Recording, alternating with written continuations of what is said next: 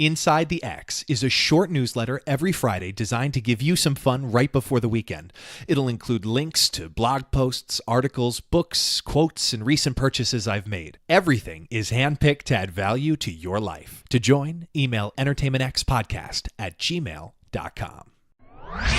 Good morning, Vietnam! But it ain't about how hard you hit.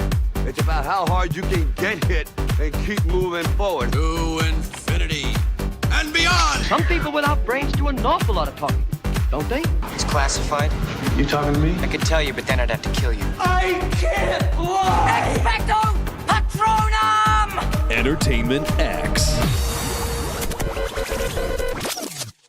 You never know what you're gonna get.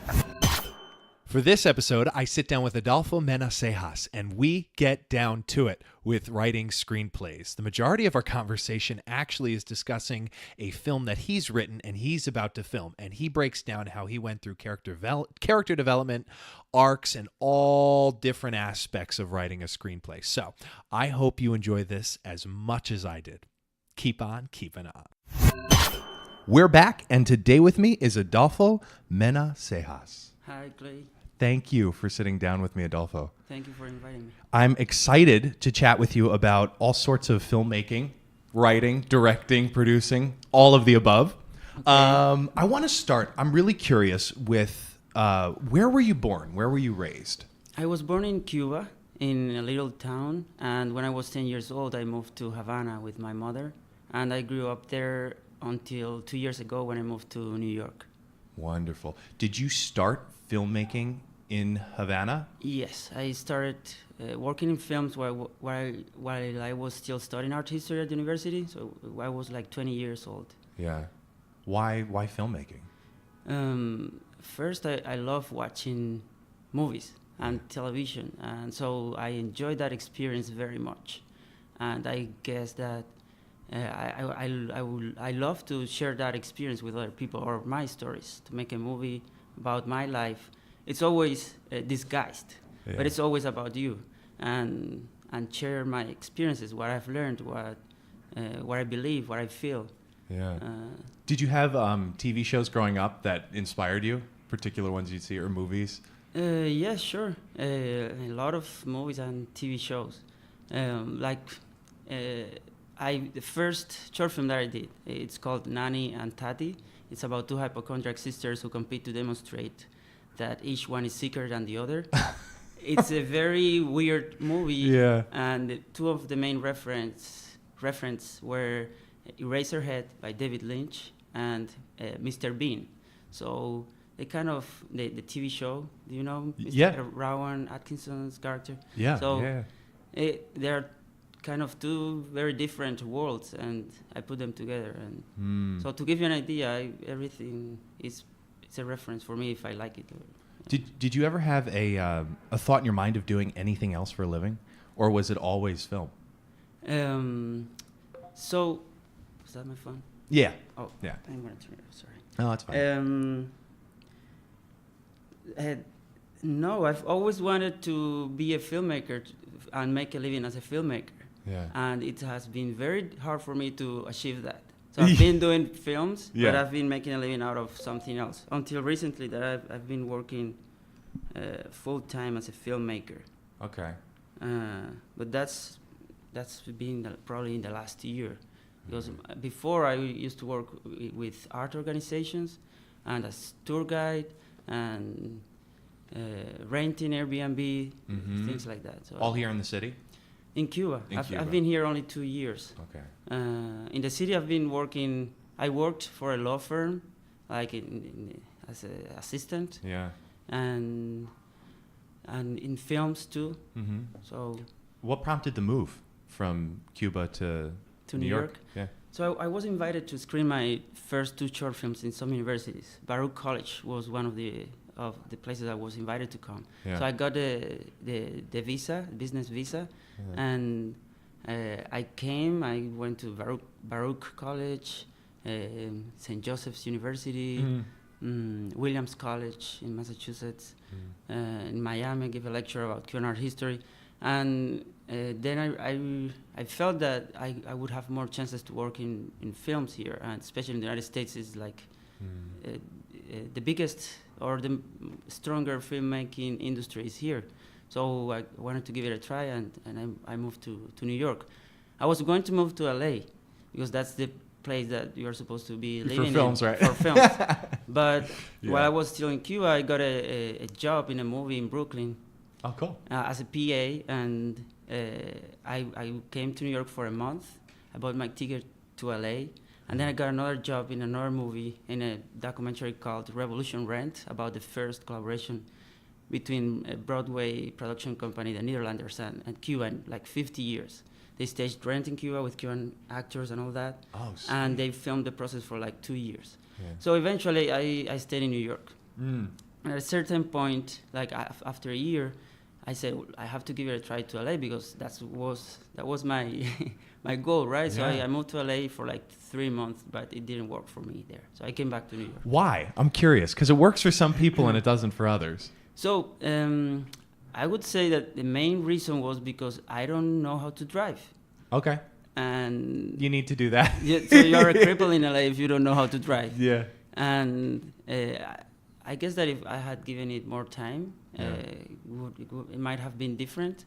But I also prefer New York. Don't say Yeah. that to my LA friends. Okay. No. They won't hear this. They won't hear this.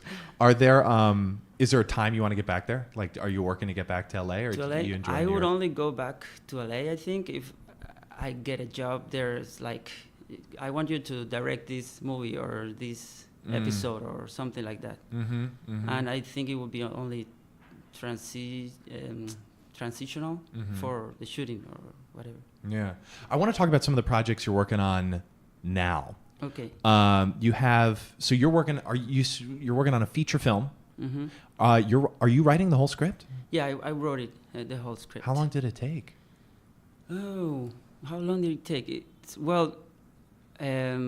I wrote a treatment, like a 40 pages treatment. Yeah. That it took me like a month or so, I guess. So let's break this down. A treatment is a sample of a full movie.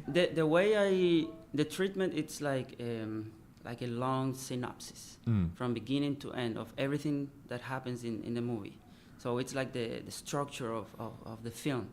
And before you start writing the script, that helps you to have an idea of the things that you should fix in the story or things that are not making sense. You can fix them before you go to write the whole script. Makes sense. And make scene by scene and dialogues and all that stuff. Mm-hmm. So I first wrote the treatment, and then I left it there for like a year because there many things were happening in my life, and eventually I wrote it in like 1 to 2 weeks, the first draft, because I already had the story, so it was just about Structuring the dialogue. Dialogue, yeah. Yeah. Yes. That's so cool. I'm curious, what prompted the idea? The idea. Yeah, the film. So I wanted to do something that would connect Cuba with the United States, because that was what was happening in my life at the moment, that transition, and that's something that I kind of feel that I know in a way. So I decided to make a story about the Cuban Missile Crisis, which is something that connects Cuba, the United States, and Russia. And with the historical times that we're living now, that's something that it's also very relevant. Yeah. And also the missile crisis, because we're all the time talking about the North Korea. North Korea. Yeah, with those missiles, and yeah. So all this stuff, and there is still all this tension between the United States and Russia and all that. Oh yeah. So the problem was that nothing really happened during the Cuban Missile Crisis. I mean, a lot of things happened, but it was more like a lot of tension, and but it was more like in the mind of the people that what actually really happened. Yeah. So I wanted to represent that, or I created this story about the person who suffers most the consequences of the Cuban Missile Crisis, and it's this young nurse, Monona, who goes back to her hometown to find out about her dad, who disappeared when she was 6 years old. and she starts working in a mansion with an agoraphobic woman as the nurse of this woman, and she falls in love with her son, who has just earned a scholarship to practice sports in Russia, in the Soviet Union. And things start to get complicated, and all these international contexts or the circumstances affect her life and the things that are happening in the house. Did this come to you like in a dream? Or were you just like, I want to write about something that connects Cuba to America? Oh, Cuban Missile Crisis. And then you have characters and plot and everything. So it's a little of everything. Yeah. That would be like the part that I planned. But then when you create a story, it always has to come from The heart. From the heart, or from your life, from the things you know. So one of the things that I wanted to explore in the movie is my relationship with my mother, because we are very close, and the fact that I was living Cuba. And in this story, one of the main plots is that the mother, the agoraphobic woman, doesn't want her son to go to the Soviet Union. And I also love Freud, and I was reading Totem and Taboo. I don't know how to say that in English. Totem and Taboo. Totem y Taboo, so for whoever speaks Spanish. Perfect. And there were a lot of things in the book that kind of helped me, that were very interesting for me, and I also wanted to explore that. Now, because usually when I write a story, yeah. there is a concept behind or an idea, and I like to represent that idea in a dramatic way, not conceptually, not like the characters explaining things, but through the way they behave and the way they feel and the things they do. I understand. That's I'm excited to see it. So going back onto the logistical side, the treatment, that's not exactly a screenplay. That's just like a story. Is that just freehand? You're just writing the story for like... It's it's a story. It's like a short tale in a way. But there are many ways you can start writing a story. Sometimes if you have an idea, it comes to your mind and you write it in a moment. Yeah. Sometimes it takes you years because you start writing a story and there is something that doesn't fit there. And one day, probably after you have lived more and you understand things better in certain aspects of yourself or other people, you realize that what would happen in the story is this or that, and you solve the problem. What was I saying? The treatment. So the way I usually start writing is that I write like a thesis. It's like writing a thesis for college or for university. And then you have to develop that or prove that thesis with the story you're going to show. And you do it through the characters. So you write about the characters, how they look like, what's their backstory, what is their present life like, what do they want, what do they really need, what are they looking for, how are their relationships, the relationships between the different characters. Right. And little by little, also a lot of research. Like if you're doing a movie about the Cuban Missile Crisis or genetics or whatever, you read a lot about that, and that helps you a lot to create a story because you have ideas. Right. And for this same story, it was very easy to write the story, and I think in a way it was. I wrote it so fast because it's 100 pages, and I'm not a prolific writer. I'm not the kind of person who sits every day or every week to write. Right. Is that I just translated the history to my story. So every character represents a country. Monona is Cuba, between the conflicts between the United States, the woman in the house, Mercedes, and her son, who is going to Russia, who will be the Soviet Union. So what I did was read about the history, and I knew what would have to happen with each one of them. Yeah. I'm not saying, unless I tell you this, that this person is Russia and this person is the United States, but that helped me to write the story. That's how you take a concept or I love that. That's so smart. It's Now- a translation, Yeah. basically. Like, Yeah. Is that? Do you consider yourself like an educator? Because I feel like a lot of people will probably learn from seeing this. I don't know. I don't know what to say Yeah, about okay, that. okay. I do know that I love to speak about the things I know. That I've given lectures about Cuban art history. Yeah. And I've never spoken. Oh yes, sometimes I've given classes about filmmaking, but I don't do that as a full time, or Right. I don't know. Okay. And then after you created the treatment, it was about the same amount of time to get the screenplay together? The treatment was harder than the screenplay. Okay. And the screenplay, you are always working on it. Yeah. Up to the moment when you are editing the movie. Mm-hmm. But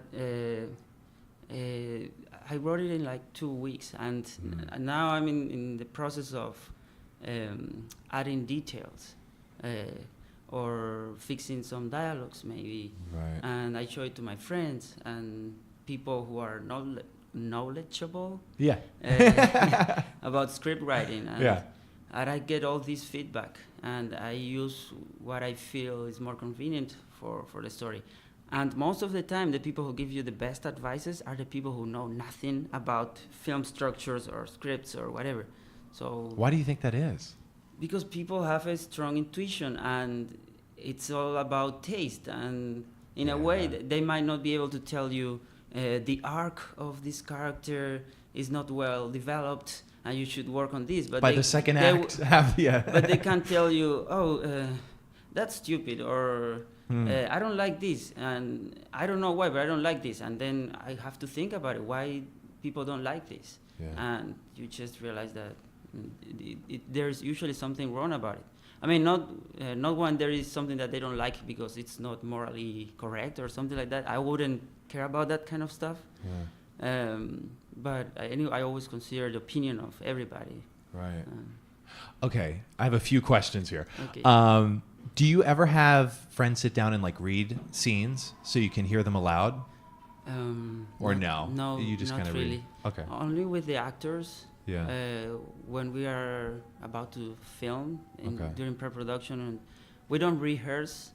I mean, I haven't done rehearse unless there is something that needs to be choreographed.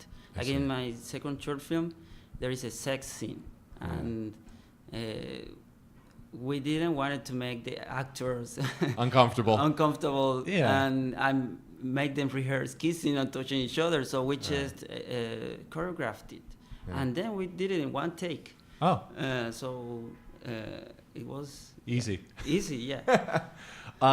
When you're writing a scene, do you have like tips or tricks that you've learned in terms of keeping dialogue minimal, or not being too like, this is my name, this is where I'm from, and this is why I'm doing, So what helps me is to put write dialogues that has nothing to do with what's happening on the scene. in the character. In the characters. I see. It's like in real life. Most of the time, we are talking about something, but what's happening is something else. And if you have that present when you write a dialogue, it doesn't really matter too much what the characters are saying. And that's why when you read it's like, have you seen Mad Men? Yeah. Like this show. I love that It's a great show. It's the kind of shows that I wonder how directors are directed. But then I learned that the script writers are actually the ones who direct the episodes, or somehow are very involved in the process, because there are things that in a script you cannot explain either. Oh, he says this, but he's actually meaning that. Yeah. But that's how you work on a scene with dialogues. So when you're writing, are you just like, you're pretty much journaling in the character, like as the character, about something that has nothing to do with the story? Sometimes. Okay. Yeah, it will help, and I love to bring things that has nothing to do with the context. I don't know, but it depends also on the mood of the story you are telling. It depends a lot on everything. Right. So, but usually, the hardest work is that work before writing the story, but it's Yeah. at the same time I understand the that, yeah. research, writing about the life of the characters, all that stuff. But at the same time, it's so helpful. Like my first short film too. I did it. It was like my film school. I didn't study in a film school, but I wanted to use it to learn how to make a film. So I started to follow step by step according to books and things that I was reading. Yeah. And I feel that it worked for me. And so why was I telling you this? To show you, sorry, what? Well, we were talking about the scene, the characters, writing in the vein of the characters. We were talking about the mood. Oh yeah, and the importance of the work before writing. Yes. So I wrote this 15 pages script in one day. So I started writing at 6 p.m. and the next day at 12 p.m. I had finished it. Wow. It was 15 pages, Huh. but it was like 1 month or 2 months, I don't remember, writing the backstory of the characters to the point where my story begins, the story that I'm gonna tell in the movie. Mm. So one character was 18 pages and the other one was 15 pages. More 30 pages, more than what the actual script was. But when I sat to script the story, to write the script, the characters were speaking by themselves. I had to do nothing. I was like... It was just flowing. Flowing. I Yeah. remember at a certain point, one of the characters said something, and I started laughing like... it wasn't me, but I guess that you incorporate that process and you learn, you know the characters, and yeah, and Yeah, it just comes through you. it comes through you. Yeah, it's weird. It's a weird process. It's like a religious experience in a way. I Yeah. don't know how to explain it, and it's also painful. Why? Yeah, because it's painful. It's not painful. It's like you think you know it's hard to do something good, and I don't know. It's like you have to. It's hard to describe. It's hard to describe, It but at the is. same time, Yeah. even if you don't, discipline is something that also helps a lot when you are going to write a story, because sometimes you are not in the mood, but you Yeah. have to sit in front of the computer or your notebooks or whatever, and don't leave from the chair until you write something. Sometimes you just have to be there, and maybe you are 1 hour seated thinking, or why you don't have something to write, you just read about what you're going to write about. You do research. Yeah. And eventually you find the answer to what you need to do in that research, and you start writing, and it's like that. Did you give yourself like 1 hour a day? Like, what was your discipline? My discipline? Yeah. Did you were you like 1 hour a day? I'm gonna. My discipline is not permanent. Oh. So It changes. It changes, but it's sporadic. But Okay. when I decide that I'm gonna be disciplined because I need to write something, Yeah. I commit to that, and I would set up a schedule for me, like from 9 a.m. to 1 p.m. Yeah. With one break for coffee or 50 minutes to go out of it. Right. And I just sit there and start writing or reading, but mostly reading. The a lot of longest reading. part of the process is reading and thinking about the characters Yeah. and about you. It's always about you at the end. That's so interesting. So then you that helps that discipline, and then 1 hour lunch break, and then 3 or 4 more hours Wow. writing. Wow. Are you self-producing this, or do you have a company that you're working with to help produce the film? I'm self-producing it, but eventually I hope that I will be able to associate with a producer who would know more about distribution and Right. that kind of stuff, and Right. or working with investors. But most of the time, it's very hard to produce a movie. It's always a risk. So it's very hard for you to go to a producer and say, "Hey, would you produce my movie?" So most of the time, you have to do it yourself.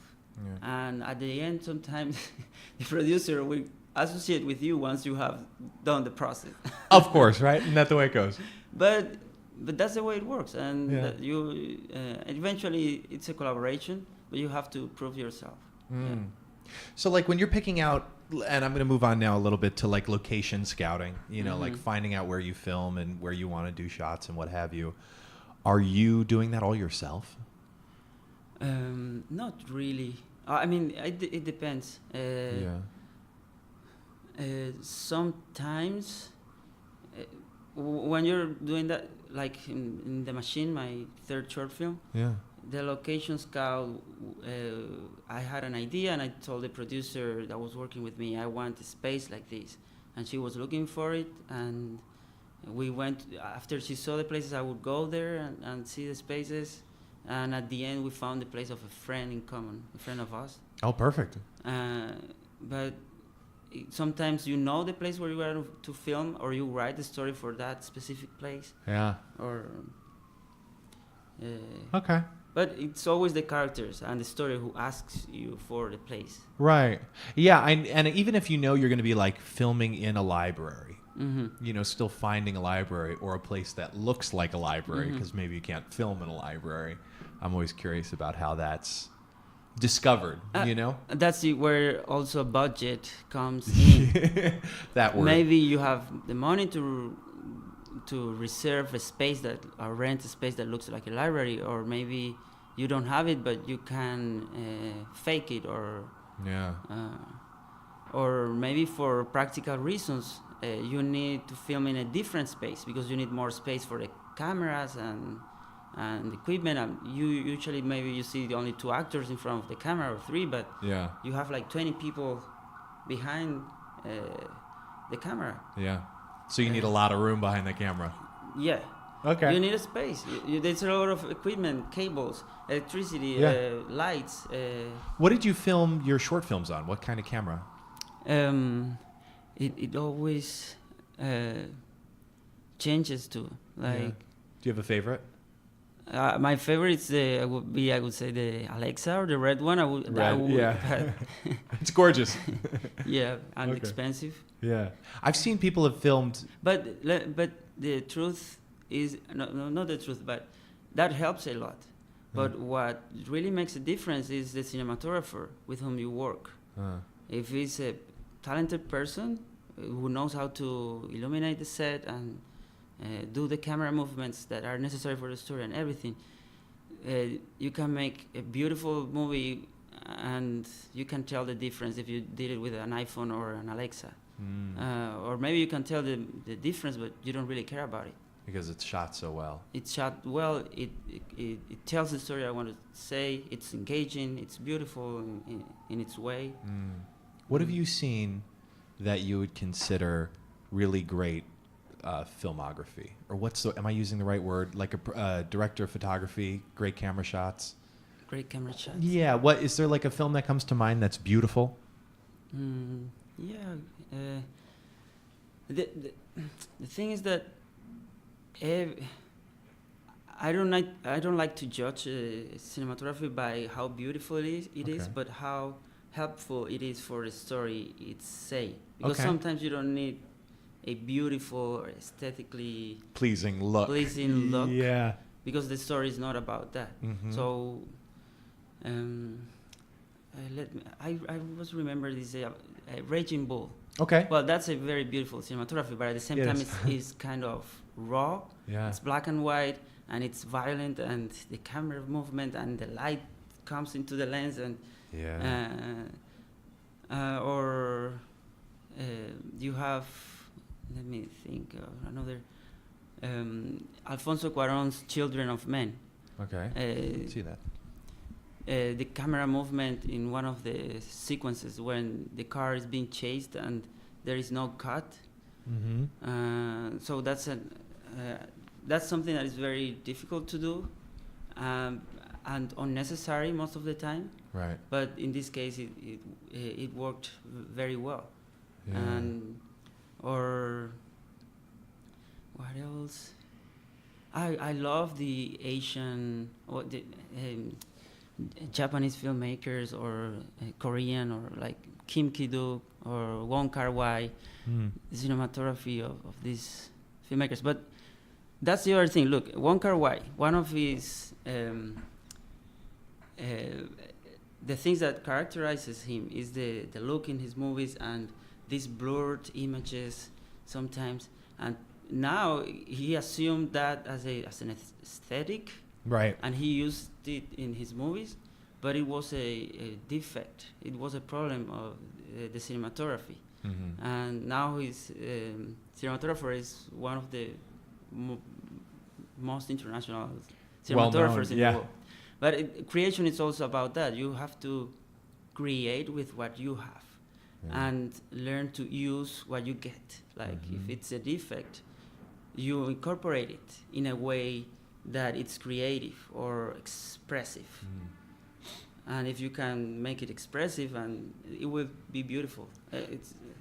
No, I do agree. I wonder if there are any films that you watched or documentaries that you watched that taught you a lot about how to set up a scene. You know, how for filming, what kind of shots. And I understand, depending on the mood of the scene and the relationship of the characters, all shots are different. Some could be panning, some could be still, some could be from the top down, bottom up. I understand that. I'm curious if you watched anything, though, that gave you ideas, inspiration, or if there's a way you go about finding inspiration based on each project. So the ideas come from different places. And at the beginning, I would read books about the language of filmmaking. What does it mean to have a wide shot, or what does it mean this angle or the other angle, or how to illuminate a scene, or where to put the light? It's a whole language. So I learned it reading books. You also have a lot of that because you grow up watching movies. Yeah. So you incorporate it in a way, and when you're reading that, you say, "Oh, that makes sense. I saw this here or there." And when you have a story that you want to film, most of the time before you write it, you already know how it's gonna look like.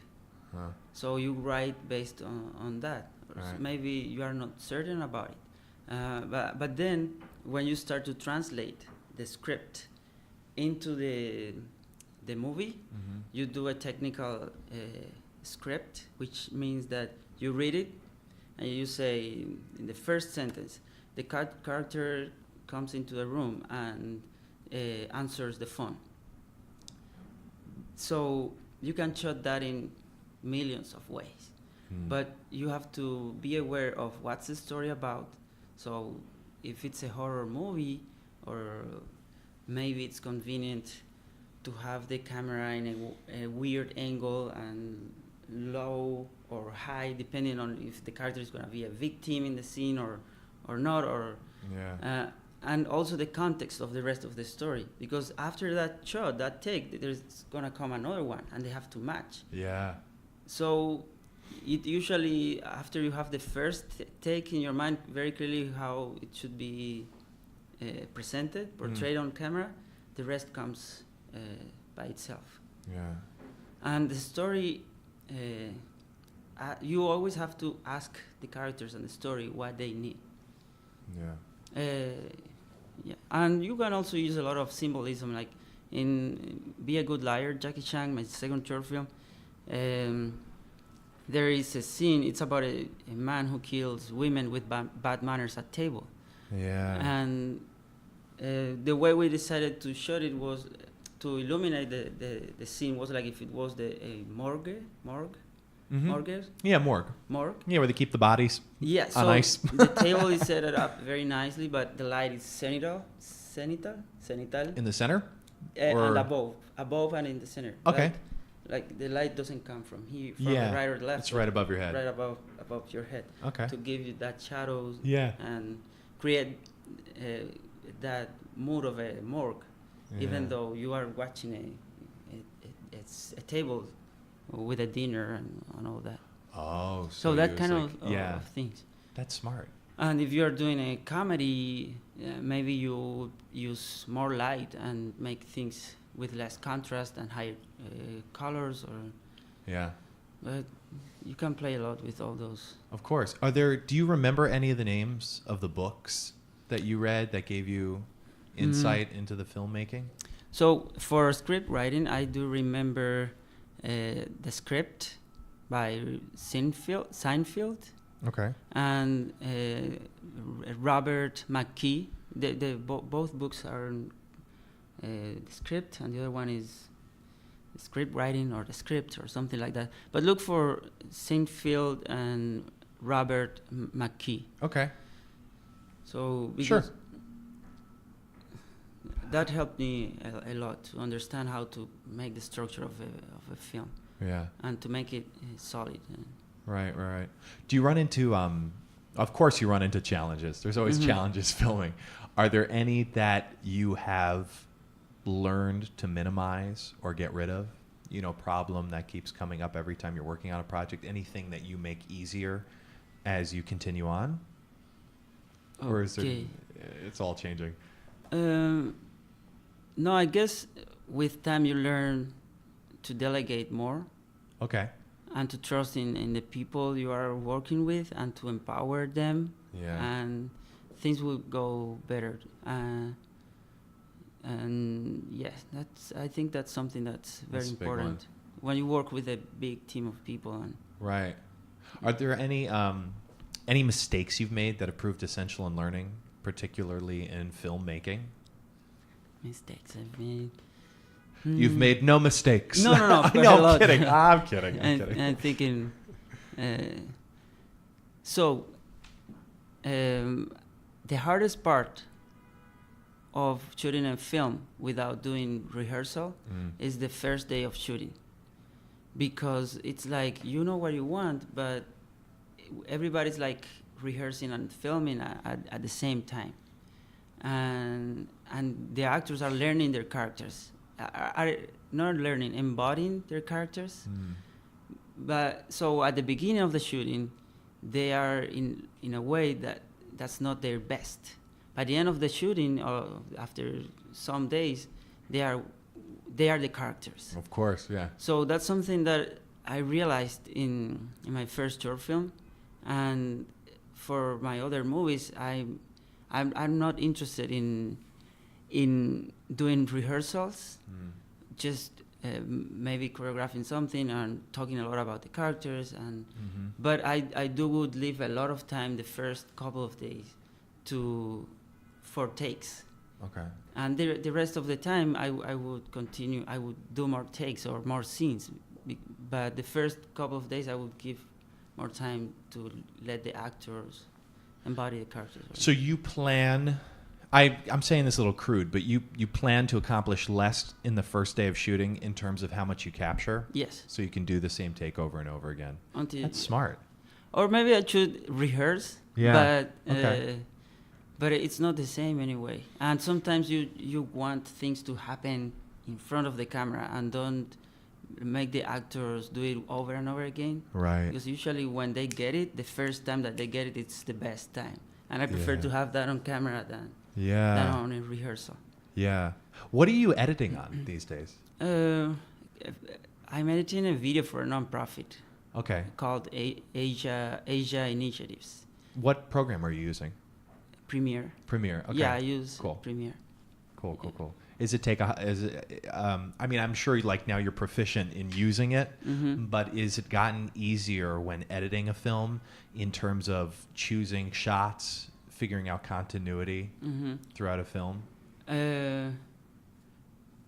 You mean for narrative films? Sure. Yes. I always make the decision based most of the time. The first thing that I would prioritize is the acting. Okay. And sometimes I don't even care about continuity as long as the performance is better. Okay. But for narrative short films or feature films, I wouldn't edit myself because I feel it's better to have a distance, and work with an editor I feel would be better. Okay. But I'm very annoying, I would say. I guess editors very particular. Yeah, because that's a part of the process that I don't like to delegate. I like to be with the editor, seeing what we are doing and doing it together, because there are some details that sometimes are out of the text, like that I want to use, and I will tell him, or I don't know. I like to, and I also enjoy so much that part of the process that I want to be there. Right. How did it all begin for you? Did you want to write? Did you want to direct? Did you want to produce? What was like the beginning idea for you with films? So I guess I started wanting to be an actor Okay. when I was like 5 years old. Yeah. And I grew up being part of theater companies for kids. Okay. And then I realized that I didn't feel safe as an actor. You know, you have to be very vulnerable, and it's very difficult. Some days I would feel that I did a terrific job, and other days I felt like, oh my God, that was terrible. So I didn't like that feeling of not having control on what I was doing, I guess. Right. And eventually, but I knew that I loved theater and movie making. And living in Cuba, I thought that it was impossible to be a filmmaker, like study at a film school or anything like that. But when I was 16, I had to decide, because next year I had to, in Cuba, when you finish high school, you have to do tests for going to the university, to the career you want to study. And I realized that there were 2 film schools in Cuba, and I would be able to do it. So I started studying and applied for the film schools, to one, because to the other one I had to be over 23 years old. Okay. And I didn't pass. It was terrible. I cried a lot. It was the first time that I didn't pass the test, and I had studied so much. I felt so well prepared. I thought that I had done a terrific job in my exam. There were 4 exams. I didn't pass the second. And I was so depressed. I said, well, I'm not going to do this anymore. But I watched The Lord of the Rings, The Return of the King, and I said, oh no, I want to do this. I want to be a filmmaker, not study at a film school. So I kind of started to study by myself, continued studying by myself, and I started to work at a theater company to know how to work with the actors and how to relate with them. Yeah. And I learned a lot there, because at the theater company. Yeah. And to respect the actors. Not respect, it's not the word. The idea I had of directing or working with actors was that you tell them what to do. And I think that's horrible most of the time.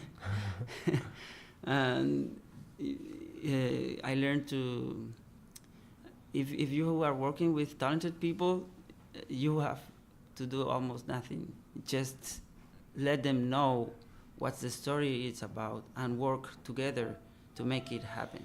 And it would be a fun process. It's like, and that took a lot of stress out of me, because if you are going to direct a movie, the idea is also that as a director you have to have this imponent personality, intimidating in a way, which I'm not intimidating at all.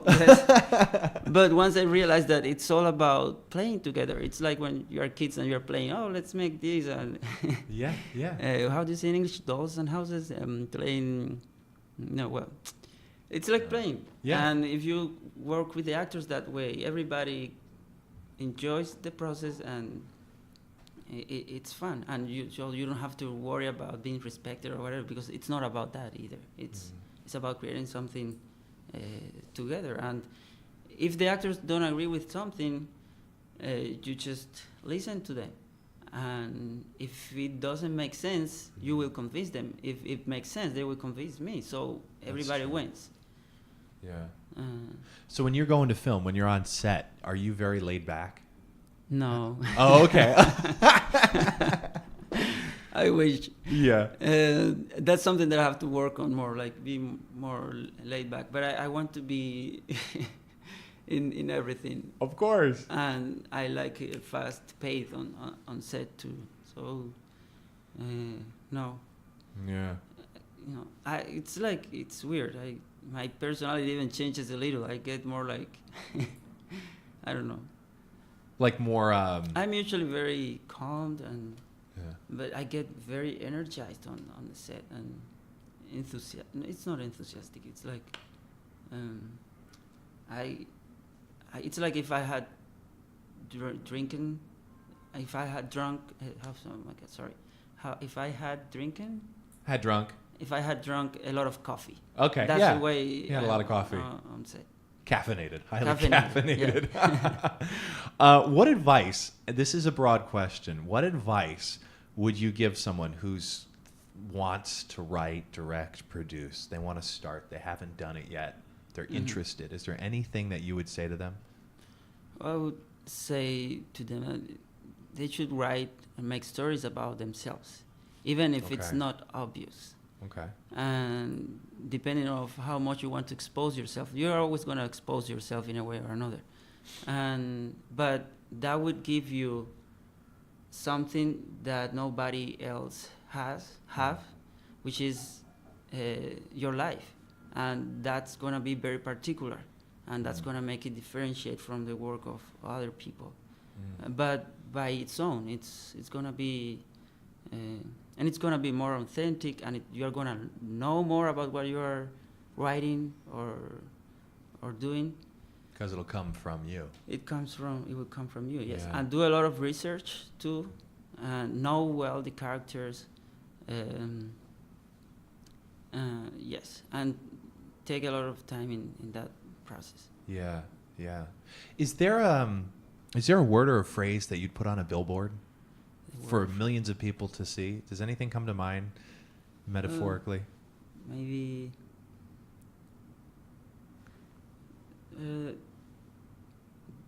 do well and don't look to whom. I don't know if that makes sense. Well, what do you mean? So like no matter who you are dealing with, be a good person. Yeah, I like that. Adolfo, thanks for sitting down with me. Thank you, Clay. This is a fun conversation. Really? I'm always so fascinated. Yeah, I'm always so fascinated with filmmaking, and to hear what you've been working on and what you are working on. I just think there's so much that goes into it, that people don't realize, like what makes a good movie a good movie. Mm-hmm. But it's so funny because you can sit down and watch a movie and be like, well, that movie sucks.